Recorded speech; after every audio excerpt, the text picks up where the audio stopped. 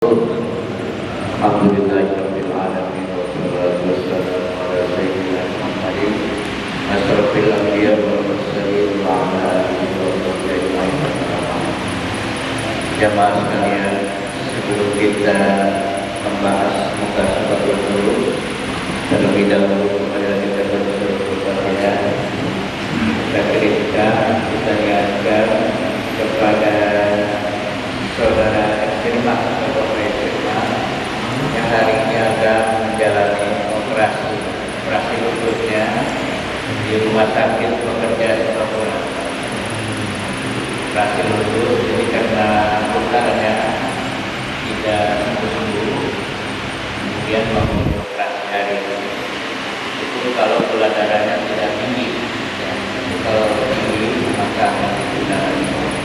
Juga saudara-saudara yang baik kita semuanya akan semoga Allah dan kembalikan kesehatannya seperti semula ya, jadi yang adalah tidak memulai alhamdulillah berada di bawah rahmat mungkin dia dalam buaya dan saya tapi coba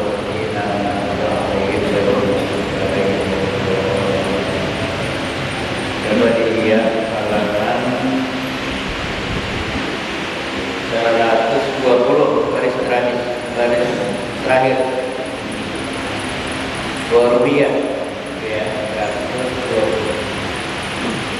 120 Warwiyah dan diriwayatkan anna Musa alaihissalam sa'ala rabbah, bahwa Nabi Musa pernah meminta kepada Tuhannya, pernah bertanya kepada Tuhannya.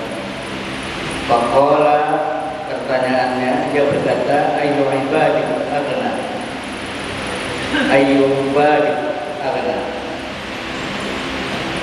siapa hamba-hamba kamu yang paling kaya? Apakah yang banyak hartanya? Apakah yang banyak asetnya? Apakah yang banyak bandanya? Dan begitu seterusnya. Siapa yang paling kaya? Qala, maka Allah menjawab, yang paling kaya adalah aqna'uhum mimma a'taitu, adalah orang yang puas menerima apa yang aku berikan kepadanya. Itu orang yang paling kaya. Berapapun ya besarnya atau kecil yang memberikan Allah, itu yang disyukuri dan dia merasa puas serta bersyukur kepada Allah Subhanahu wa ta'ala. Itulah orang yang kaya. Karena orang kaya yang tidak pernah merasa puas sebenarnya dia miskin, dia menderita ya, karena tidak cukup. Fa'aikum adal, dan siapa hamba kamu yang paling adil, yang paling baik? Qala man ansafat min nafsi, dan orang yang menyadari dirinya. Siapa dirinya? Dari mana dia? Ya. Untuk apa dia dilahirkan dan kemana tujuannya? Semua disadari. Dia selalu bertanya, ya. Untuk apa kehidupannya? Kehidupan kita dan tujuannya. Orang yang menyadari diri bahwa dirinya adalah ciptaan Allah Subhanahu wa ta'ala. Karena kata Nabi, barang siapa yang mengenal dirinya berarti mengenal Allah, dia mengenal Tuhan. Man arafa nafsa faqad arafa rabbah. Wa qala Ibnu Mas'ud, qala Rasulullah, Ibnu Mas'ud mengatakan bahwa Rasulullah bersabda, inna ruhal qudus nufisa fi rawhi, bahwa Roh Kudus pernah dihembuskan di relung hatiku. Anna nafsan lan tamuta hatta tastakmila rizqah. Sesungguhnya seseorang tidak akan meninggal dunia sebelum sempurna semua rezekinya. Jadi kalau Allah sudah tentukan dia umur umur 60 meninggal, tapi baru 59, meskipun dia kena musibah 40 meninggal, kecuali sudah 60. Semua rezekinya disempurnakan. Kita selama hidup ya, sudah tentukan dia takdirnya umurnya 60 tahun, kira-kira makan nasi 60 ton beras. Tapi kalau masih kurang 1 liter itu belum mati juga. Harus disempurnakan rezekinya. Ya. Jadi nggak usah takut mati. Kenapa? Karena belum waktunya nggak akan mati. Meskipun dia menentukan diri di kereta, ya, karena stres, udah aja dihantam kereta yang sedang berjalan, tapi belum ajalnya, nggak akan mati. Nah ini dimaksud ajal dari Allah, bukan karena sebab. Ya. Jadi dalam paham ahli sunnah wal jamaah tidak ada sebab akibat masalah kematian. Ya kita lanjutkan. Jadi an-nafsa lan tamuta hatta tastakmila rizqah. Seseorang tidak akan meninggal dunia sebelum Allah sempurnakan rezekinya. Jadi semua disempurnakan dulu ya, baru dia meninggal dunia. Kalau sudah tentukan dia lahirnya di Jawa, nantilah meninggalnya di Jakarta. Itu Allah sudah tentukan.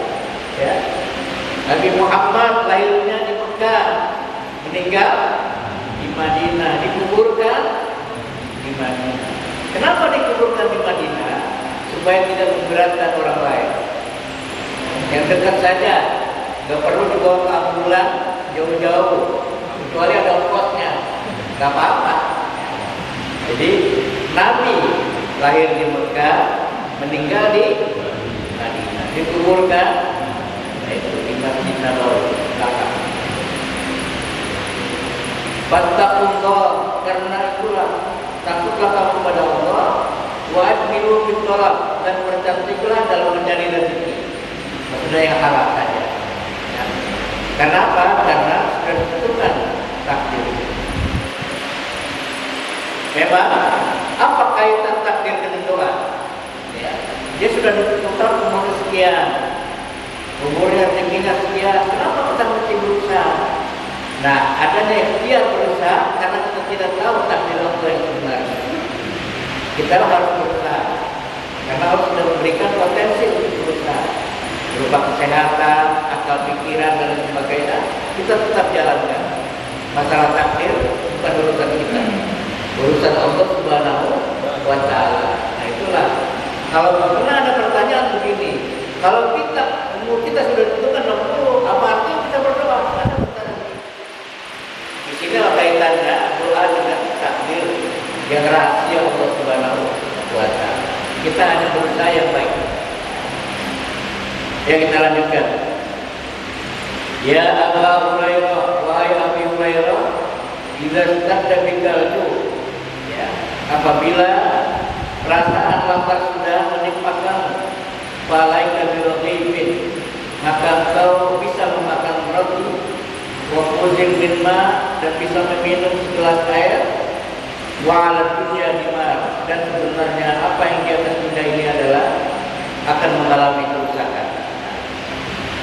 Jadi apa yang dunia semuanya baik, awalnya baik, bagus, tapi lama-kelamaan sesuai hukum alam maka dia akan kena. Apa saja begitu. Karena tidak ada yang abadi. Nah, itu. Apa saja tidak ada yang abadi. Wa qala Abu Hurairah berkata, qala Rasulullah sallallahu alaihi wasallam, kun wara'an. Rasulullah bersabda, jadilah kamu orang yang waro, takut abadanlah, maka kau akan menjadi hamba Allah yang paling beribadah. Apa sih waro? Waro itu adalah sikap hati-hati, ya. Jangan sampai makanannya jangan sampai ada yang haram, ada yang suka, itu hati-hati. Apa yang ditempati jangan sampai ada yang haram. Apa yang dia kendarai, dia naik kendaraan jangan sampai ada yang haram. Itu waro. Jadi kalau dalam sufi itu ada tingkatan-tingkatannya. Pertama adalah taubat. Ya. Itu taubat itu berbeda. Taubat dari segi syariat, taubat dari segi orang sufi. Kalau kita taubat kita masih syariat, ya. Taubat dari yang haram, ya. Dari yang dilarang Allah. Tapi kalau orang sufi taubatnya sedikit saja dia lupa zikir pada Allah itu sudah taubat. Tingkatannya lain. Pertama adalah taubat. Yang kedua zuhud, hidup sederhana. Yang ketiga adalah warok.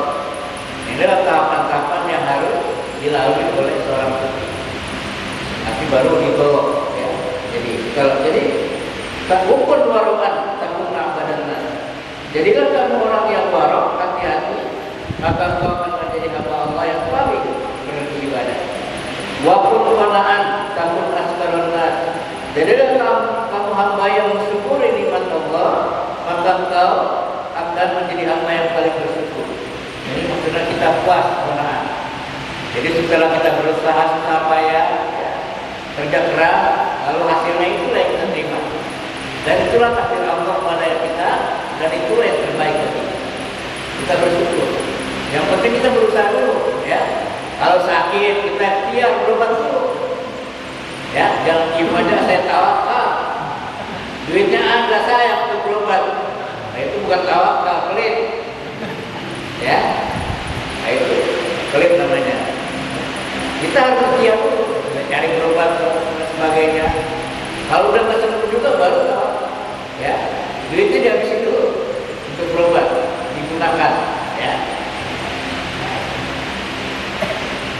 Ya, kita lanjutkan. Wa hibba linnasi ma tuhibbu li nafsik. Cintalah kamu kepada manusia sebagaimana kau cinta pada dirimu sendiri, takut mukminah, maka kau akan menjadi orang yang beriman. Ya, saya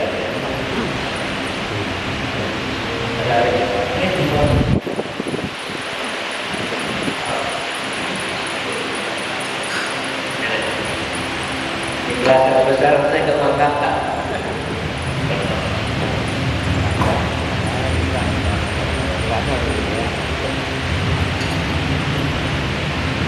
Yang kita lanjutkan.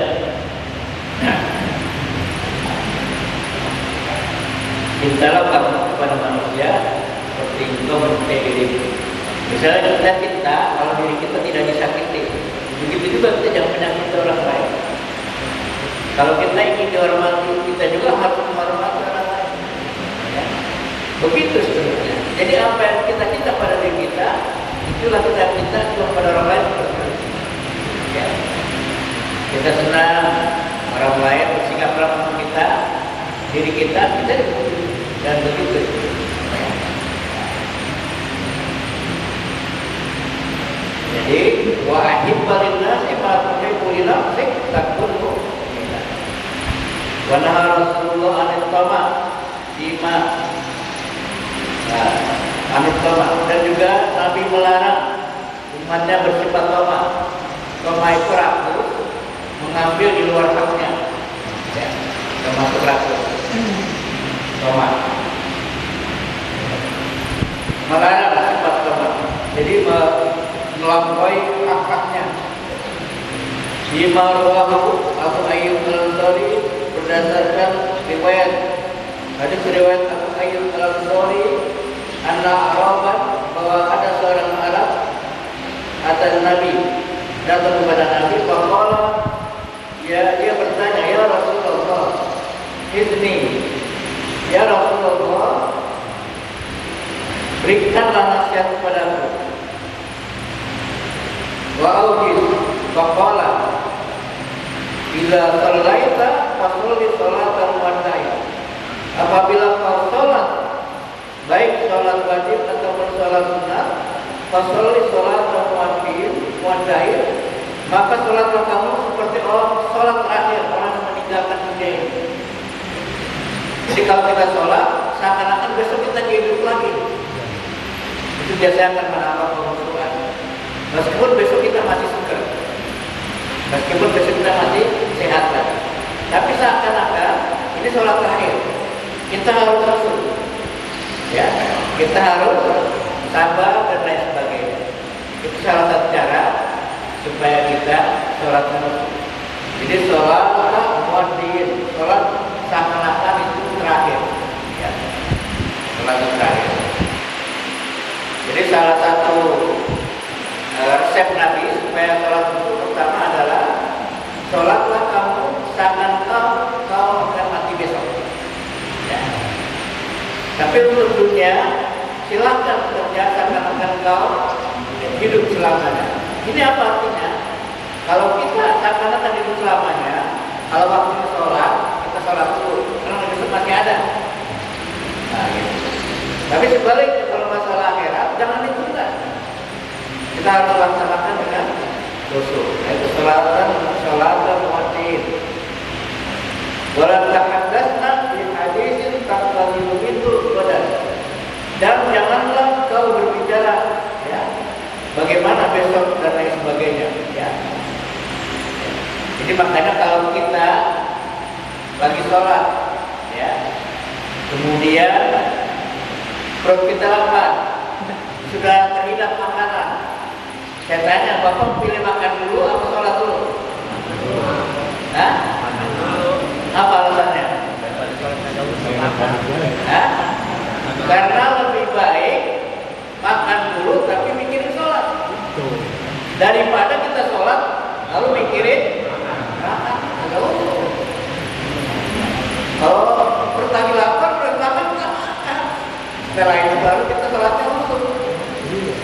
Ya, nah kalau kita sholat dulu perut lagi dan perut ya itu udah siap kita makan dulu. Kenapa? Karena lebih baik kita sholat, kita makan tapi mikirin daripada kita sholat tapi mikirin. Jadi nggak boleh. Ini dia.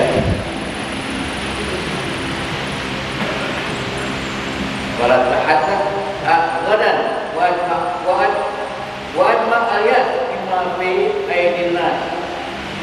Dan hendaklah buangkanlah sifat putus asa, mengharap rahmat atau mengharap sesuatu daripada ada yang di tangan orang. Jadi maksudnya apa yang ada di tangan orang itu kita jangan iri, ya, jangan iri, jangan berharap dan sebagainya. Ini mau ini. Karena itu salah satu jadi qanaah. Karena kalau kita sulit untuk bersifat qanaah, kalau kita mengharapkan masih mengharapkan orang lain, kita harus putus asa dari makhluk. Tetapi jangan putus asa dari rahmat Allah Subhanahu wa ta'ala. Jangan kamu sekali-kali putus asa terhadap rahmat Allah. Wa qala Auf bin Malik al-Asbuhi, berkata Auf bin Malik al-Asbuhi, kunna inda Rasulullah tis'atan wa samaniyatan wa sab'a. Ketika itu kami berada di Rasulullah 9 orang, 8 orang atau 7 orang. Faqala, lalu Nabi bertanya, ala tubayyuna Rasulullah, apakah kamu akan memberikan baiat kepada Rasulullah? Qulna, ya. Laisa qad bayana ya Rasulullah, bukankah kami pernah membaiatkan ya Rasulullah? Summa qala, kemudian Nabi bertanya, ala tubayyuna Rasulullah, apakah kamu ingin membaiat Rasulullah? Babasatna aidina, kalau kami lapangkan, kami buka, kami bentangkan tangan kami, babaiat kamu, lalu kami membaiatnya. Qala qa'il minna, lalu ada orang bertanya kepada kami, terbayakna, sesungguhnya kami telah membaiat kepadamu. Fa'ala madza tubayyuka, atas dasar apa kami membaiatmu ya Rasulullah? Qala, pertama adalah Allah ta'budullah. Pertama, jangan kau sembah kecuali kepada Allah. Nah, ini berkaitan dengan tauhid. Wala tusyriku bihi syai'a, dan janganlah kau berbuat musyrik menyekutukan Allah dengan sesuatu. Itu yang kedua. Wa tusallu al-khamsa, dan salatlah kamu 5 waktu. Wa antasma'u, dan dengarkanlah nasihat para ulama. Wa tuti'u, dan taatilah. Wa asir kalimat khafiyah, dan rahasiakanlah kalimat yang sembunyi. Wala tas'alu an-nasa syai'an, jangan kau minta kepada manusia sesuatu. Jadi maksudnya minta kepada Allah Subhanahu wa ta'ala. Misalnya kita kerja belum digaji, ya kita minta permajikan, ya, tapi kita berdoa kepada Allah. Nah, kalau kita meminta, pasti dikasih.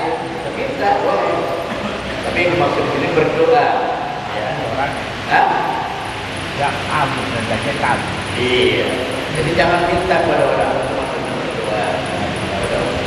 Faqala falaqad abulai an-nafar yasqutu sautu. Pernah sebagian orang itu jatuh pecutnya. Jadi kalau dia sedang membalak biasanya memegang pecut. Balayas al-wahadun ayyadalahu ya, dan dia tidak meminta pecutnya jatuh itu untuk dikembalikan.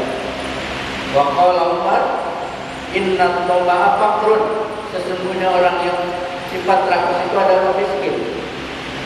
Ini meskipun harta sudah banyak, tapi karena sifat tamahnya nggak pernah merasa cukup, itu negara miskin di pandangan Allah. Faqrun. Wa inna ya'sa ghaniyun, dan orang yang tidak berharap pada makhluk itu disebut kaya. Wa inna ma amma fi aidina katakan. Karena orang yang tidak berharap pada tangan orang, berarti dia tidak merasa cukup dan dikayakan oleh Allah Subhanahu wa Ta'ala. Demikian yang dapat saya sampaikan, mudah-mudahan ada manfaatnya. Kita akan lanjutkan pada Jumat berikutnya. Wassalamualaikum warahmatullahi wabarakatuh.